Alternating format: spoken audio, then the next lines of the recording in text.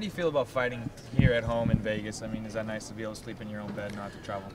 Sleeping in your own beds is great. Hotels beds aren't that great. But the one thing I love is as long as I'm fighting in the same time zone, so I can fight California to Washington, whatever. As long as the same time zone, I consider that home field advantage. Speaking of not being at home, you know, UFC's gone international. So where in the world would you want to fight?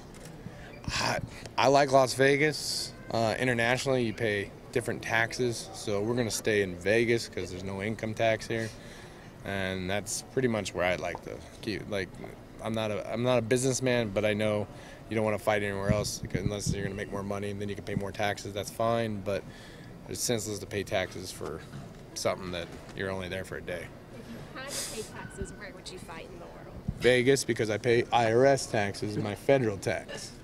Just no state income tax. Where do you go on vacation then? How about that, Roy? I go to Vegas, the Strip, you know, like I try to keep the community going. Would you fight in Japan? What are your thoughts about UFC going back to Japan? Do you want to be on that card? You know, fighting in Japan, I think being there, watching, you know, pride fights, definitely a dream. Is definitely an experience, and fighting for, you know, the Japanese crowd's definitely a plus. But how's it a plus? It just because I think they're more respectful. I think they're actual fans that know from the kind of like what everything's going on versus just the standard blood and guts King of the Cage type style of fans. You know, like, yeah, blood, yeah, stand them up. Whatever it is, they're actually going, oh, they're on the ground, they're working for a submission, oh, he's working for control, oh, it's hip position, you know, stuff like that. They're more knowledgeable when it comes to, you know, instead of just watching, you know, blood and guts.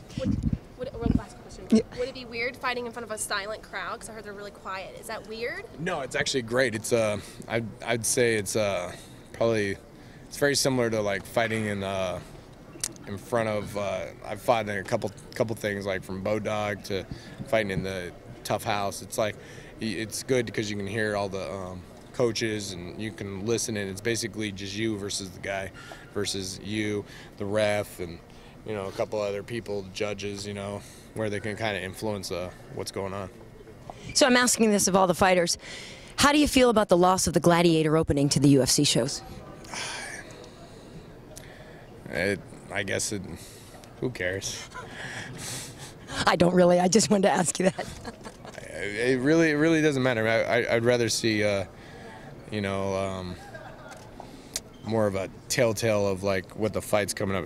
It's like what I never understood about like some of the openings is like the crap talking. That's the opening right before the UFC, but you already bought the pay-per-view, so why do you need, you know, it's not going to hype you up more. They already got your money. So I never really understood that one.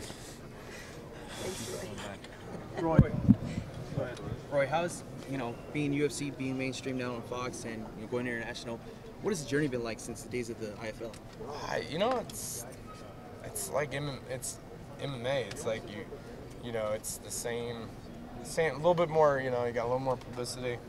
And you got a bigger market, but it's still two guys going in there and beating each other up. So it's still the same. If Werdum tries to pull the same game plan that he did against Alistair Overeem, trying to pull you down to the ground, what would you do differently? I wouldn't do anything. I'd go, I win. Because if I can do exactly what Overeem did, then I win. So I like the game plan. Roy, what is your thoughts about John Jones being a 6-1 favorite over Rashad? Bet on Rashad. That's a good money bet. Pats or Giants? The new one. New England, right there. New York. New England. No! Oh, don't do that. I really don't care. So like I said, whoever has new in it is I'm going with. Well, speaking of predictions, you mentioned that you thought Overeem hasn't impressed you. So do you think Dos Santos then will beat him?